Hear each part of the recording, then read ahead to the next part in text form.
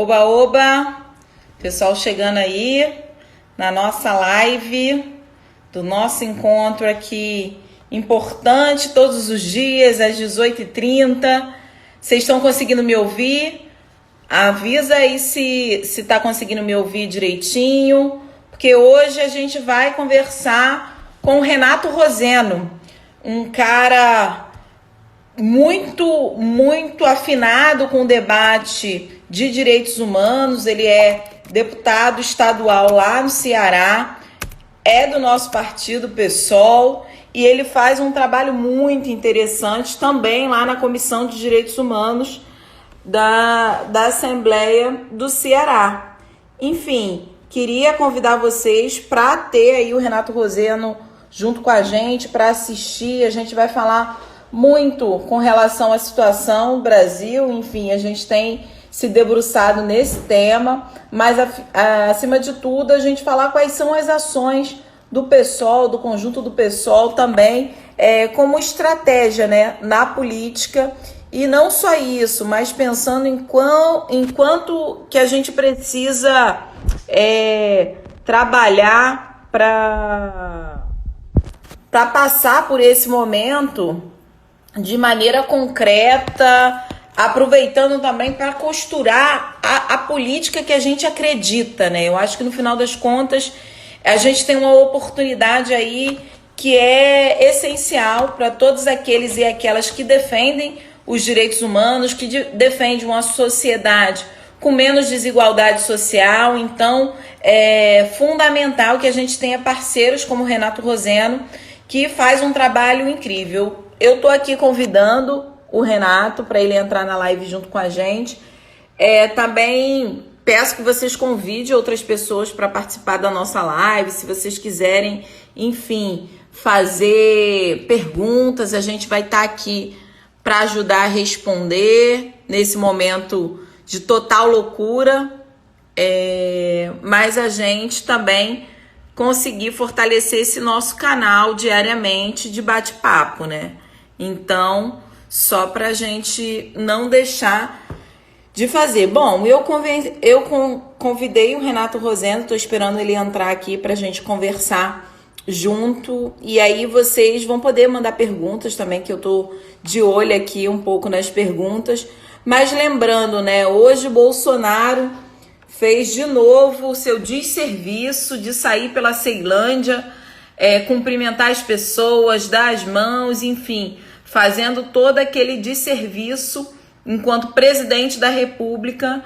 Ao invés de incentivar o isolamento, incentivar também a quarentena, o presidente da República vem se mostrando um perigo para a população brasileira, um perigo para aqueles e para aquelas que acreditam na ciência como meio de, não só de sobrevivência num momento de pandemia, mas uma estratégia essencial para a produção de conhecimento na nossa sociedade.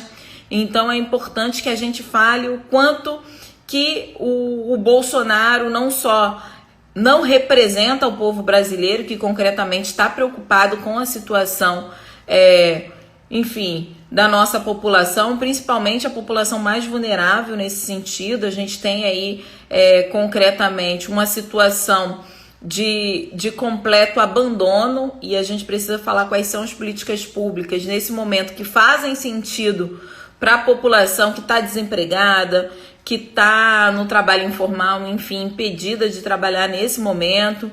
Bom, o Renato Roseno acabou de entrar aqui, vamos ver se ele aceita o nosso convite. Vamos lá, Renato, já fiz o convite aí para você aceitar entrar junto com a gente aqui no ao vivo. É bacana a gente poder contar com o Renato nesse sentido. Então é importante demais falar, né? O Diogo tá aqui comentando: a geopolítica e o domínio do capital sobre as políticas públicas não permitem um avanço. É verdade, Diogo. A gente vê de novo o lucro sendo colocado acima da vida, e isso é um absurdo, justamente nesse momento onde as pessoas e todo o trabalho que a gente precisa fazer para salvar vidas e ver Bolsonaro e sua corja bolsonarista não só negando a ciência, mas buscando através da política pública, inclusive, né, daquilo que ele se apresenta como um grande perigo para a população brasileira. Renato Rosendo, já fiz o convite, é só você aceitar. Aê, agora sim. Renato. Boa noite, minha companheira. Tudo bem?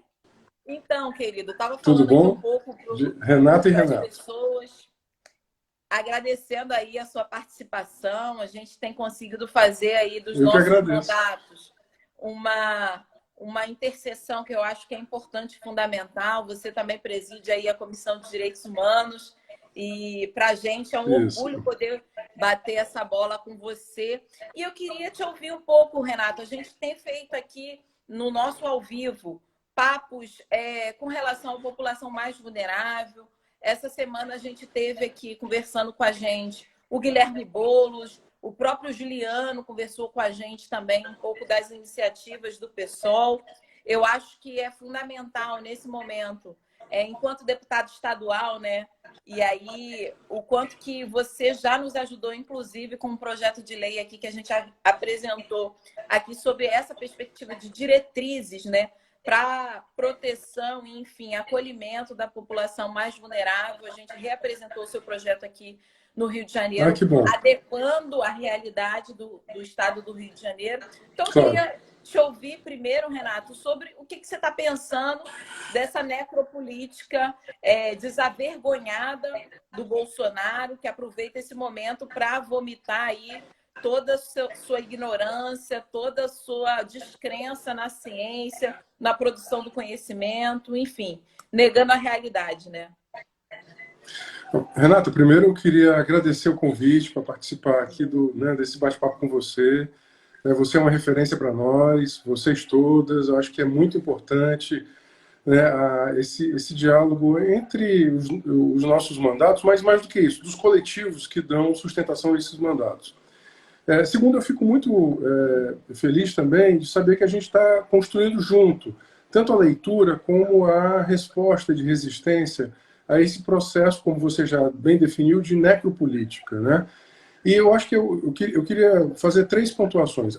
A primeira é que nós estamos numa crise de civilização. Acho que nós temos que pensar o seguinte: o planeta não suporta mais, nós não suportamos mais, os seres humanos, as maiorias sociais, né, os corpos que nós somos, não suportamos mais, né, o modo de vida capitalista como ele é.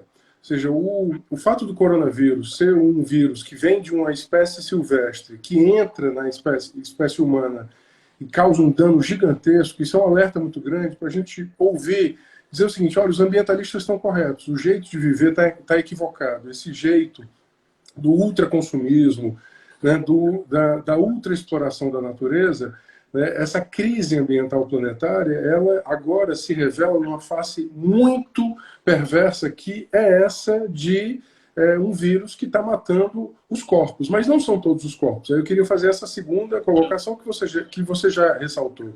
São exatamente aqueles corpos que habitam os territórios de exceção.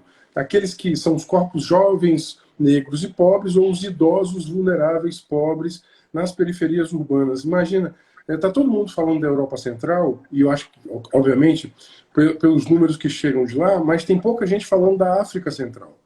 Nós temos que... sabe, o vírus está na Angola, por exemplo, agora. Né? Ele está na África do Sul também. Então, é muito importante compreender de como é que essa pandemia, né, ou seja, essa epidemia global, ela chega em especial às periferias do mundo, que aí entra a minha terceira colocação. Exatamente nos locais onde o mercado está destruindo qualquer possibilidade de proteção social. Aqui no Brasil, a União Federal, ela gasta no máximo 15% da economia, 15% do PIB, com proteção social. Aí você junta aí mais 10% do PIB que os municípios e os estados gastam. Isso dá 24%, 25% do PIB. Ou seja, é muito pouco para aquilo que nós somos, como uma sociedade que ela é desigual, ela tem uma pobreza que ela é multidimensional, porque essa pobreza ela é de classe, raça, gênero, né?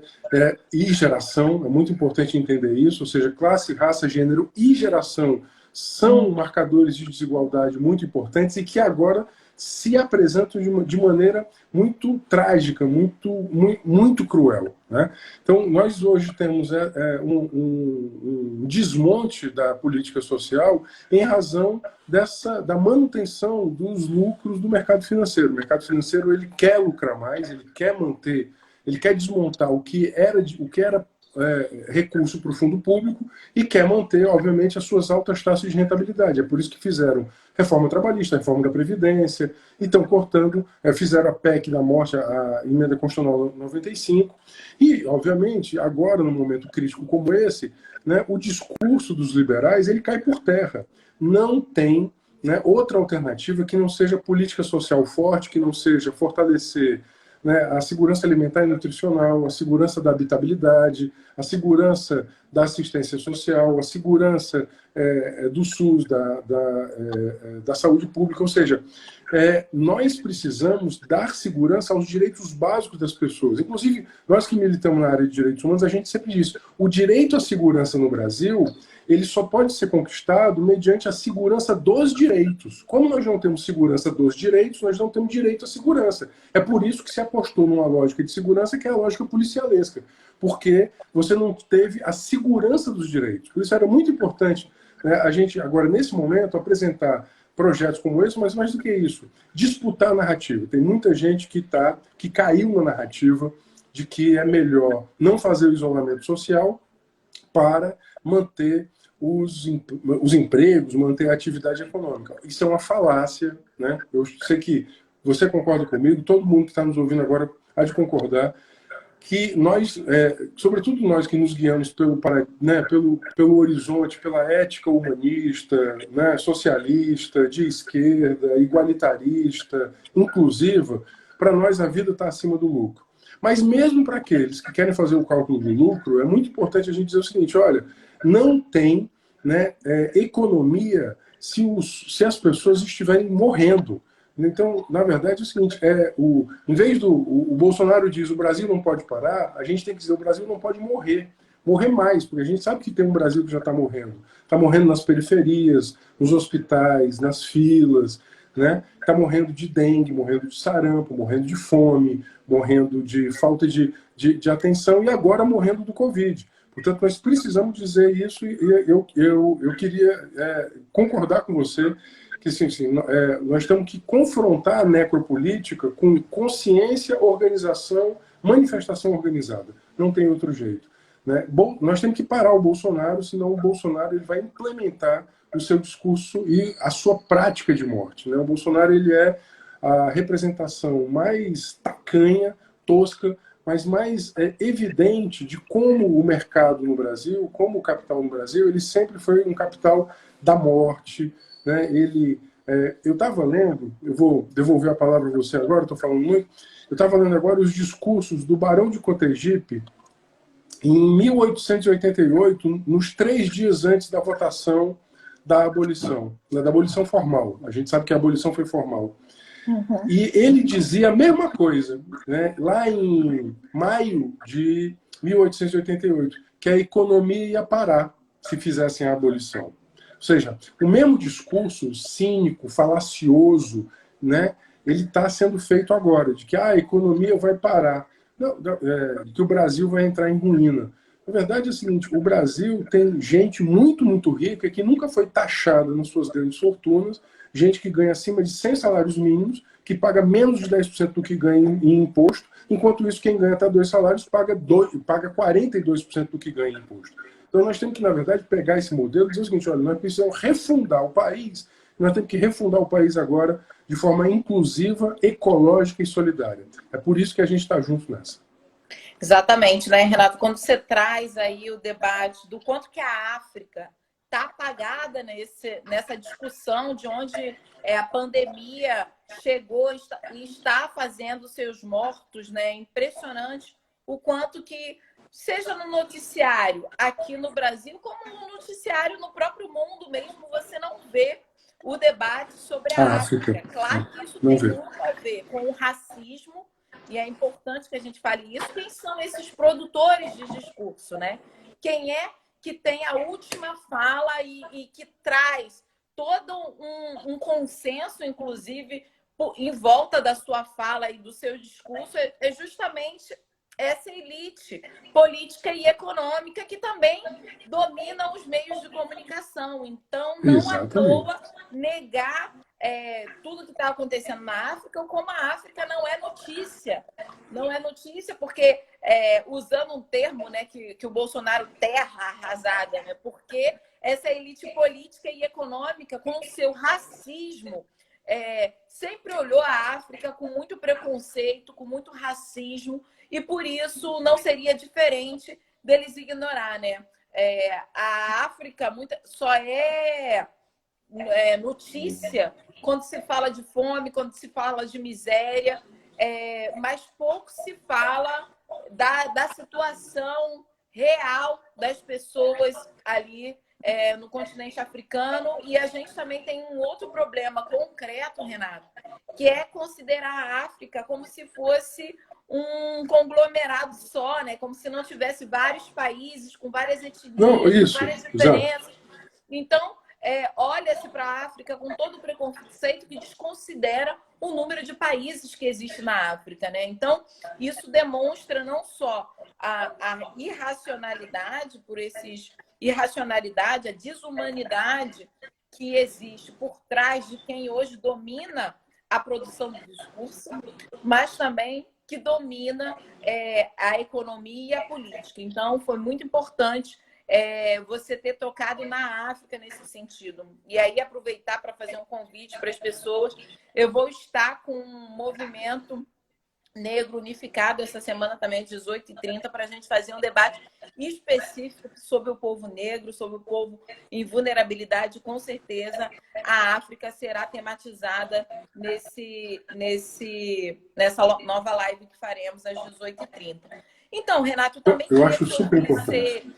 Você trouxe todos esses elementos do quanto que o capital ele também precisa das pessoas, né? Não é só concretamente o debate econômico que se utiliza da necropolítica para fazer com que esses corpos que são mais vulneráveis sejam descartáveis na nossa sociedade. Portanto, uma pandemia como essa, morrer, a gente vai saber que basicamente quem vai morrer são a população mais pobre, a população mais vulnerável, né? Só para você ter uma ideia, Renato, aqui no Rio de Janeiro, a primeira vítima do coronavírus foi justamente uma empregada doméstica.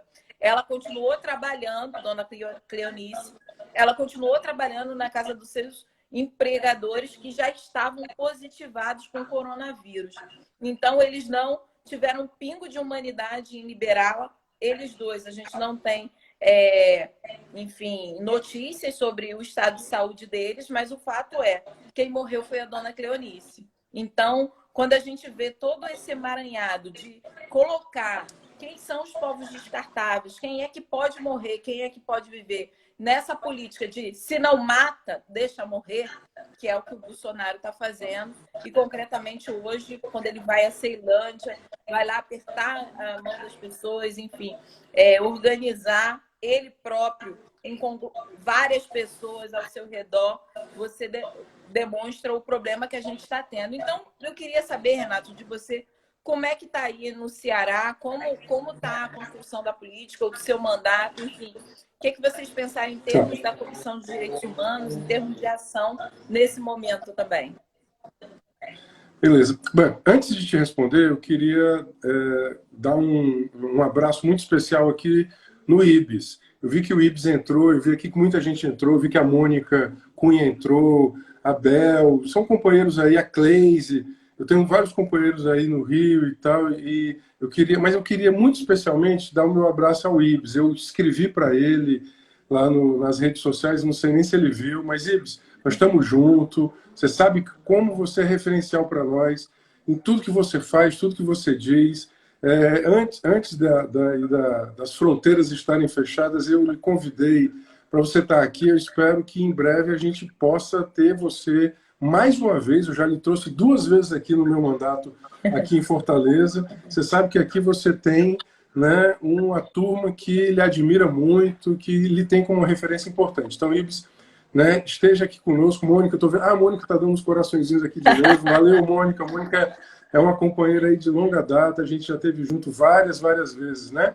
E a Bel também, que está aqui acompanhando, também dá um beijão com a Bel, companheira aí de longa data, que a gente cresceu junto e cresce junto. Bom, eu quero dizer eu quero fazer duas colocações, né?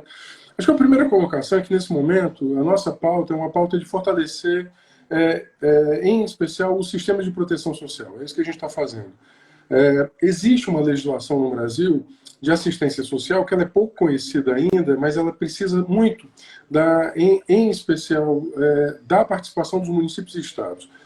Através de quê? Através dos benefícios eventuais que podem ser acionados em situações de calamidade, ou seja, é renda transferida para as pessoas que sobretudo, não têm renda. Vamos pensar que 40% hoje da força de trabalho do Brasil hoje é informal.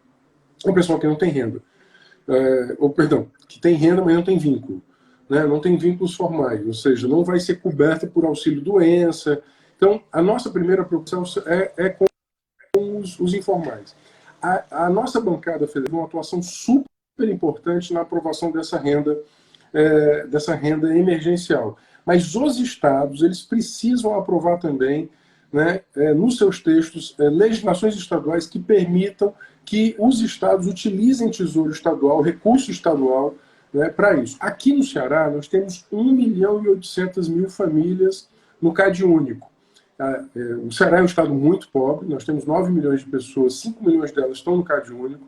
Você sabe que 70% das pessoas que vivem em situação de miséria estão no Nordeste brasileiro, estão no semiárido do Nordeste brasileiro, então o nosso mandato está muito focado, sobretudo, nessa população que ela hoje está completamente, né, fora da economia formal. Uma segunda questão sobretudo, aqueles que estão, né, em situações mais vulneráveis. Os idosos em instituições de longa permanência, as crianças nos abrigos, nas instituições de acolhimento, a população em situação de rua. O Brasil, por causa da crise agora, fez estourar a população em situação de rua. Eu conheço o Rio, conheço São Paulo. Aqui em Fortaleza, a população de rua triplicou, né, em 5 anos. Então, eu imagino que isso tenha acontecido também no Rio de Janeiro, aconteceu isso em São Paulo, a olhos vistos, né, a população em situação de rua. Ontem a gente conseguiu aprovar uma emenda, já está na lei, essa lei já foi publicada, né? Perdão, ontem não, ontem foi sábado. Na sexta-feira, a gente conseguiu aprovar uma emenda que o Estado deve garantir, em caráter emergencial, né, condições de higiene à população em situação de rua, porque a gente sabe que essa população, não adianta você dizer que ela vai entrar em isolamento, né? É muito difícil, porque a gente não vai conseguir acolhimento. O ideal seria, obviamente, acolhimento para todo mundo, casa para todo mundo, moradia para todo mundo. Enquanto nós não temos isso, a gente tem que garantir higiene. E a situação dos privados de liberdade. Eu entrei agora, Renata, num comitê, que é o Comitê do Sistema Prisional, né, contra a Covid. O Tribunal de Justiça que está coordenando isso, é o Tribunal de Justiça, o Ministério Público, a Defensoria Pública, a Secretaria de Saúde, a Comissão de Direitos Humanos da Assembleia, a Comissão de Direito Penitenciário da OAB, a Pastoral Carcerária, né? Nós estamos tentando ainda, né, a entrada das associações de familiares, das ONGs que trabalham com socioeducativo também. É muito importante isso, porque nesse momento a gente sabe que, por exemplo, né, hoje nós temos aqui no Ceará 23 mil internos no sistema prisional, num sistema prisional superlotado, que tem 13 mil vagas, nós estamos com 23 mil internos, e a gente tem uma preocupação também muito grande que, se o vírus entrar, né, e a gente sabe que, por maior que sejam as proteções, é muito difícil que ele não entre, como é que vai acontecer diante disso? Bom, aí entra uma terceira questão, quem é que paga a conta? Bom, todas as nossas propostas, tanto de proteção social, proteção emergencial, transferência de renda, elas têm que sair do orçamento. E aí a gente tem um pacote tributário. Eu acho que é muito importante dizer o seguinte, tanto a nossa bancada federal tem um pacote tributário de que nós temos a tributação das grandes fortunas, mas em nível estadual. Eu acompanhei, né, os debates no Rio sobre isenção tributária. As isenções tributárias no Rio de Janeiro são gigantescas. Nós estamos fazendo um debate aqui no Ceará também, nós estamos com 2 bilhões de isenções tributárias, né, e nós entendemos que, nesse momento, né, o grande capital ele não pode manter, né, as isenções, esse grande número de isenções tributárias. O Alex está entrando aqui falando da liberação dos internos do socioeducativo. Nós colocamos isso, Alex. Nós colocamos isso, Alex, a necessidade de que a gente precisa liberar quem está em semi-liberdade, PSC e LA. A Mônica Gondim, valeu, Mônica. A Mônica aqui de Fortaleza está dizendo que a gente tem que divulgar mais a lei dos kits. Vamos divulgar. A gente aprovou na sexta, foi divulgado na sexta mesmo, está no Diário Oficial da sexta-feira à noite, Mônica. Eu vou te mandar aí o Diário Oficial com a lei dos kits para a população em situação de rua. Então, são medidas emergenciais, mas que também dialogam com a situação de médio e longo prazo. Eu tenho dito isso, olha, nós temos que estar com um olho no agora, mas tem que estar num olho depois. O que vai vir depois?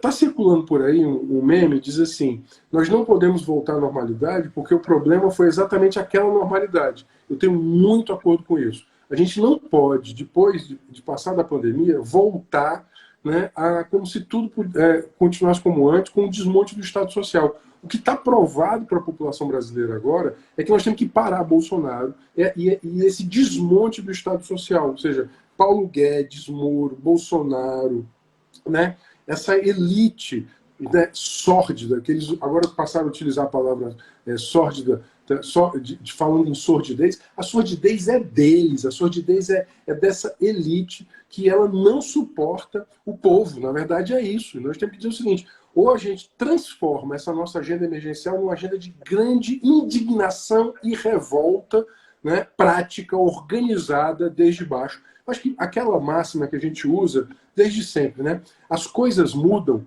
quando os de baixo não aguentam mais e os de cima não podem mais. Exatamente. Tenho pleno acordo com você e muito importante esse comitê especial aí para a população privada de liberdade. Aqui no Rio, Rosendo, no começo da semana, na segunda-feira passada, eu e Thalíria fizemos uma reunião com o ministro Fachin, porque ele fez aquela liminar com o habeas corpus para o sistema socioeducativo. Aqui no Rio de Janeiro não foi cumprido, então é algo que poderia, inclusive agora, ser um problema menor se a liminar dos HCs fossem cumpridas aqui no Rio de Janeiro, a gente não teria a superlotação do sistema socioeducativo que a gente tem hoje e tendo que lidar com isso. Aproveitei para falar com o Fachin sobre as demais populações privadas de liberdade, enfim, aqui na SEAP. A gente tem uma população carcerária de 55 mil presos, assim, é algo assustador. E toda a lógica, e aí é importante a gente também trazer para o nosso debate, da política pública higienista, segregadora e discriminatória que também se pode fazer diante de uma pandemia, né? Porque, Renato, a gente tem aqui no Rio de Janeiro, por exemplo, já a situação de fichar as pessoas que quebraram a quarentena, mas fichando com foto e tudo. A gente sabe que essa é uma estratégia, uma armadilha para que todas as políticas de controle dos corpos também sejam colocadas nesse sentido. Claro que o IBS, e aí é uma felicidade ter o IBS aqui dialogando com a gente, a Mônica Cunha também, estou com saudade dos dois também. Mas quando o IBS também coloca todo o debate da segurança pública, da política engendrada nesse sentido, eu me preocupo, inclusive, Renato, com o que aconteceu nessa lógica aí dos policiais, da greve dos policiais, né? O quanto que isso também demonstrou uma possibilidade concreta do Bolsonaro mandar e desmandar numa parcela dos policiais que a gente precisa se preocupar com relação a isso. Afinal de contas, um presidente e o próprio ministro da Justiça, Moro, que foi e fez a graça de dizer que estava tudo normal, que era legítimo, enfim. Uma preocupação ainda mais para a gente ter, não só nesse momento de pandemia, onde essas políticas autoritárias e da necropolítica fica mais evidente, mas diante do que vai acontecer também nesse processo aí de pandemia, saindo da pandemia, com aquilo que o Bolsonaro já tem experimentado de atiçar aí os agentes da segurança pública, enfim, da polícia militar. Eu acho que tem uma disputa. Mais uma vez, eu concordo com você. Assim. Veja, desde que o direito, né, eu estou vendo a Caterina entrar aqui, desde que o direito e a saúde se uniram, a ideia de controles, de normatização, de disciplinamento dos corpos, sobretudo dos corpos dissidentes, né, virou uma regra. Vamos lembrar que lá atrás, no século XIX, no Rio de Janeiro, nasceu a ideia do movimento salvacionista, né, correcional, as casas correcionais que depois se espalharam no Brasil inteiro. E o discurso sanitário, ele sempre foi um discurso muitas vezes utilizado para fazer exatamente isso. Vamos lembrar agora no Recife, o Recife está utilizando agora um mecanismo de geolocalização por celular para saber se as pessoas estão em casa ou não estão em casa. Então é o seguinte, veja, olha só como a situação é uma situação que de fato é muito desafiadora para nós. Nós entendemos o isolamento social como uma medida necessária nesse momento para conter a pandemia, enquanto não há uma imunização, mas isso não autoriza medidas de restrição das liberdades democráticas. Eu acho que isso é muito importante. Até porque, né, em nome do combate à pandemia, pode haver, numa situação crítica, né, o Bolsonaro e a sua turma, eles podem se utilizar disso para fazer restringir a democracia. Então, essas medidas de fichamento, né, de vigilância eletrônica, veja, isso não tem sentido. O que nós queremos é que as pessoas compreendam, sobretudo, né, e tenham a possibilidade de cumprir aí o distanciamento social a partir de, entre outras coisas, tendo condições de proteção social, segurança alimentar, segurança de moradia, as seguranças básicas, né, daquilo que nós chamamos de direitos sociais. Bom, a segunda questão que eu queria colocar é essa, que você já levantou, que o Bolsonaro está todo o tempo disputando narrativa. Veja, ele se coloca ao lado de algumas categorias. Né? Por exemplo, os policiais. Ele, né, como se o discurso de lei e ordem fosse um discurso, né, que em benefício dos policiais e da sociedade. Isso, inclusive, aconteceu aqui, os seus porta-vozes aqui, né, aqui no Ceará e em outros estados. Eu queria, sobretudo, conversar com você, que é trabalhador da segurança pública. Eu aprendi isso muito com o Coronel Ives. Veja, a segurança pública ela se dá numa sociedade real e concreta, cheia de contradições, em que muitas vezes esse trabalhador, que ele é oriundo das classes populares, normalmente ele é um jovem negro que passou num concurso, e ele entrou, né, ele muitas vezes ele incorpora o discurso que é o discurso de coerção, coação e de violência estatal contra as camadas populares. Esse é um momento super importante também para a gente dizer o seguinte, olha, nós não vamos colocar água nesse moinho, né, do populismo penal, nesse moinho do hiperencarceramento, nesse moinho do punitivismo.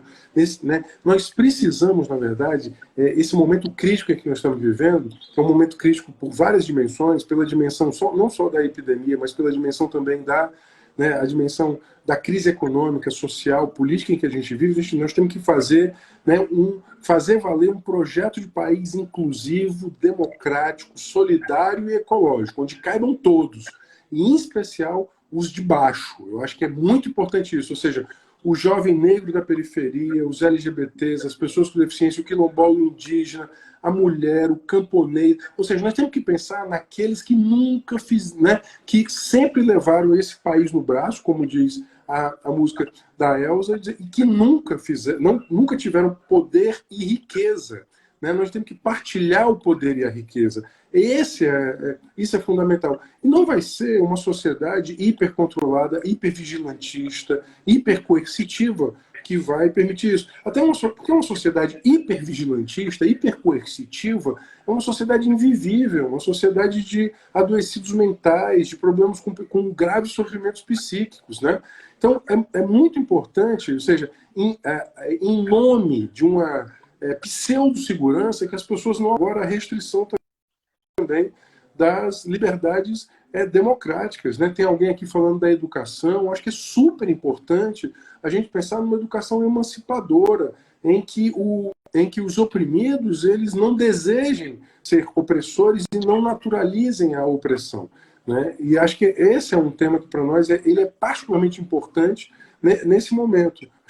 Por isso, assim, para mim, a palavra de ordem hoje: solidariedade entre oprimidos e oprimidas, solidariedade entre os trabalhadores e trabalhadoras do campo e da cidade, informais e formais, o menino que está lá no Uber, no Rap, vendendo quentinha no centro da grande cidade, né, que está a diarista, a trabalhadora doméstica. Nós temos que ganhar, sobretudo, ter muita solidariedade entre todos. Queria aproveitar e mandar um alô aqui para o Ari Areia. Eu vi que o Ari aqui está nos vendo também. Ari, valeu, massa, obrigado aí pela força. Tem muita gente aqui que está passando aqui. A Maiara pediu para eu ver o direct. Eu vejo assim que terminar, eu vou ver. Tem muita gente passando aqui. Exatamente. Então, eu acho que, Renato, quando você traz teve gente que passou aqui pedindo até emprego, ó, Sardinha pedindo emprego, e a gente sabe que nesse momento a renda básica é fundamental, né? Fundamental porque proporciona a possibilidade real das pessoas que são desempregadas, trabalhadores informais, enfim, essas pessoas possam fazer a sua quarentena. Então, é importante a gente fortalecer todo o debate com relação à renda básica. Agora, como a gente está falando, a gente está numa disputa de narrativa, né? Uma disputa discursiva na nossa sociedade. Ainda ontem eu tocava essa questão com o próprio Juliano, presidente do PSOL, do quanto que essa direita liberal agora, inclusive, está capitaneando para ela a questão da renda básica, né? Isso que foi sempre um debate nosso, da esquerda, né? A gente, quando luta contra as desigualdades sociais, em especial de gênero, raça e classe, foi justamente falando que uma das decisões que o Estado brasileiro deveria tomar era uma renda básica para toda a população, para a gente superar essa lógica de desigualdade. Então, nessa disputa discursiva, a gente também não pode perder o nosso papel protagonista de ter, antes de ter pandemia, quando a gente se revela como esquerda forte no Brasil, é justamente trazendo todo o debate da renda básica, enquanto que essa população tem esse direito. Esse é um direito inegociável até, né, Renato? Porque quando a gente fala do que é a dignidade humana, a dignidade humana ela não pode ser negociada. Não, de forma alguma. Deixa eu colocar um dado, acho super importante que você colocou. Vamos fazer conta. O Estado brasileiro, a União Federal hoje, gasta 17% do PIB pagando despesa financeira para banco. Né? Veja, recentemente teve um relatório aí de uma dessas agências internacionais suíças, né, do sistema financeiro. Eles avaliaram o patrimônio dos maiores bancos com mais de 100 bilhões de patrimônio. E fizeram avaliação de rentabilidade.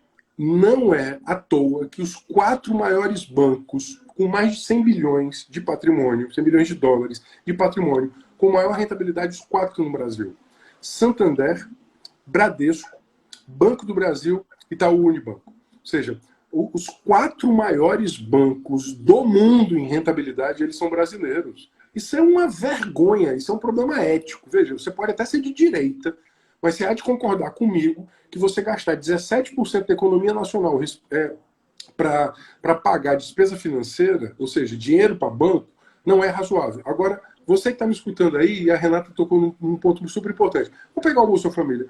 Bolsa Família hoje é 0,5% do PIB.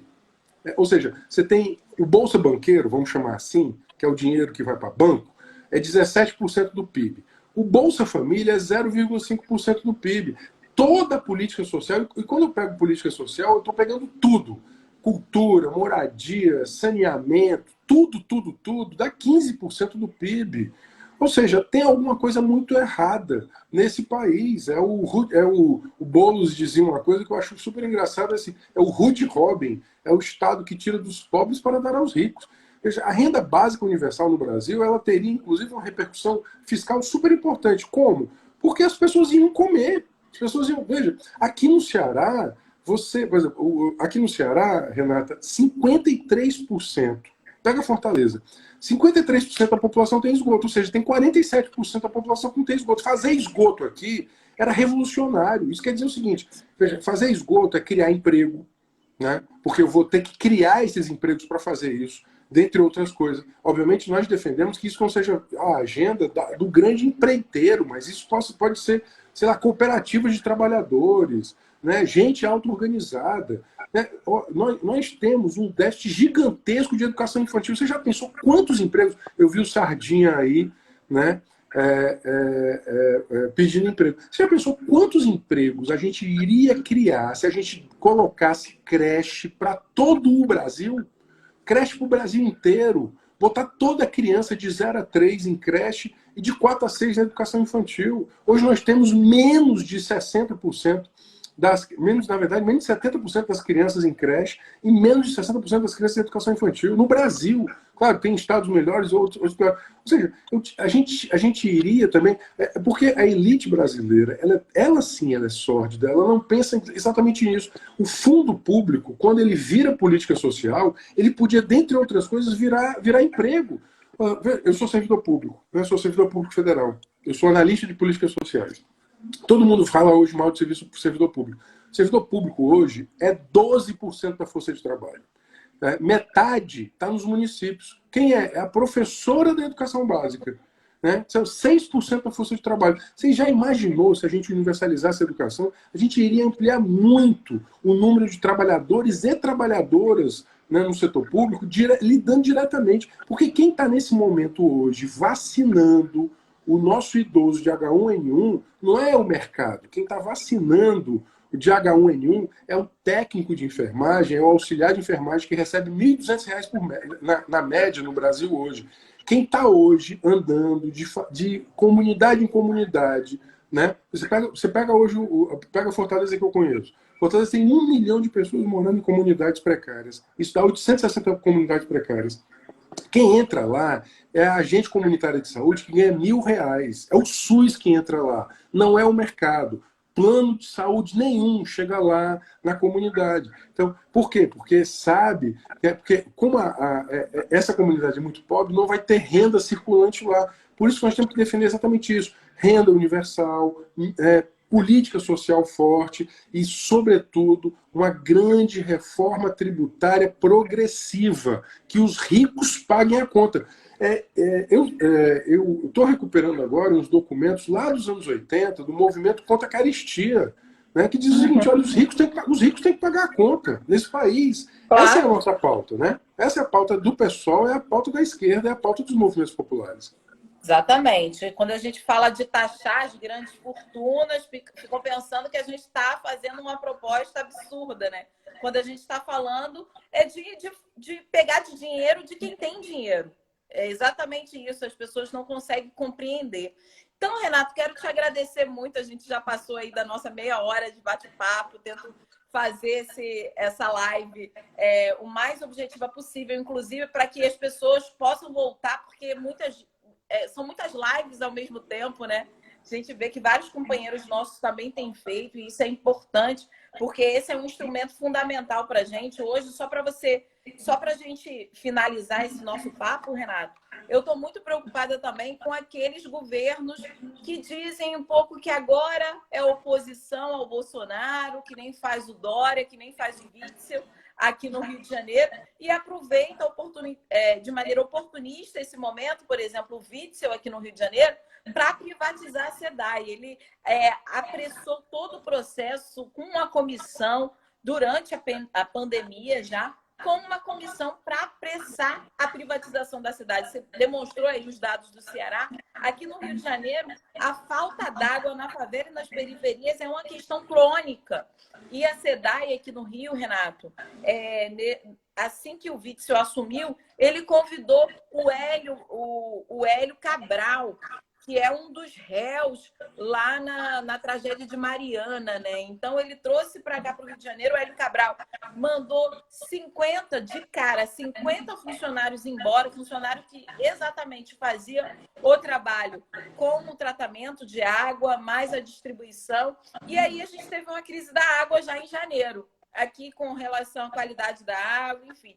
Hoje, Renato, concretamente, além do isolamento, que aí a gente fala das pessoas que não têm nem casa para se isolar, a gente tem como principal situação lavar as mãos. E aí eu te pergunto, como fica aquelas pessoas que não têm água nem para beber?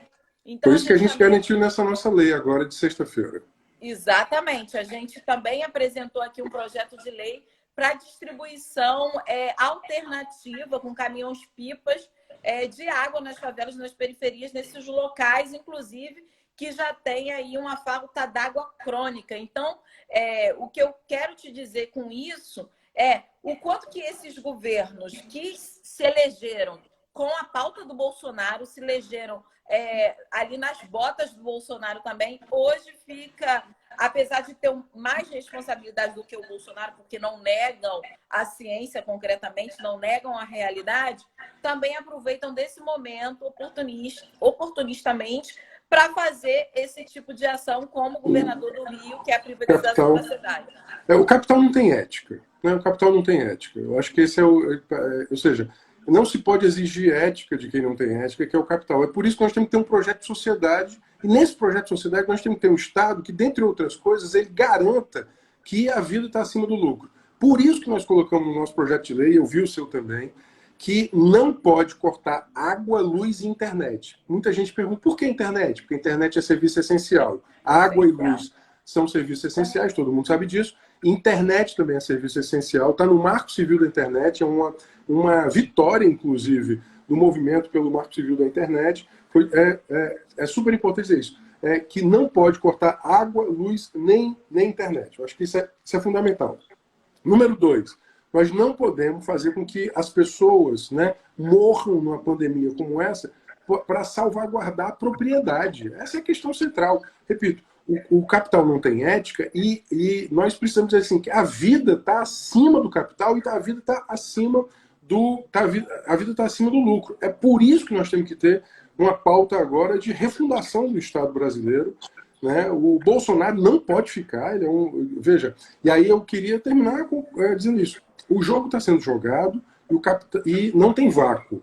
Muita gente estava no barco do bolsonarismo, está fugindo do barco porque está vendo que o barco está afundando.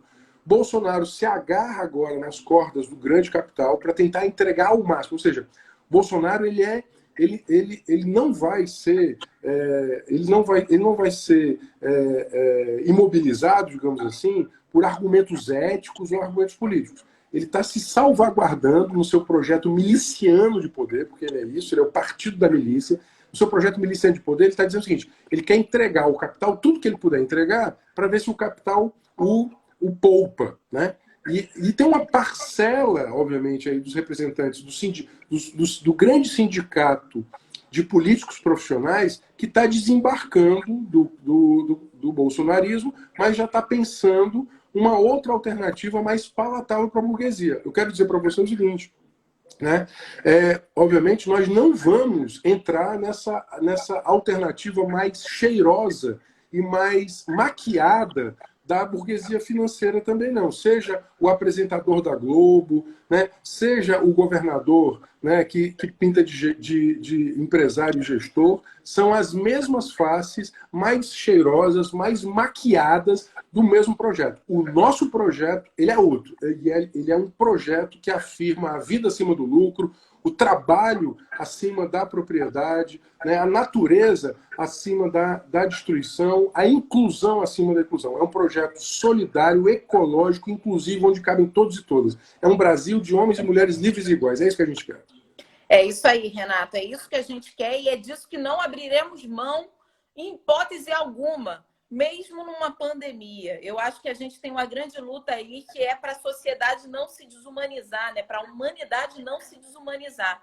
Então, eu agradeço muito a sua participação aqui. É um prazer enorme ter você aí na trincheira de luta pela dignidade humana. E a gente agradece muito toda a possibilidade aí de troca política que a gente tem bastante, que a gente possa afinar cada vez mais. Isabel Manso faz esse papel incrivelmente com o mandato do Renato.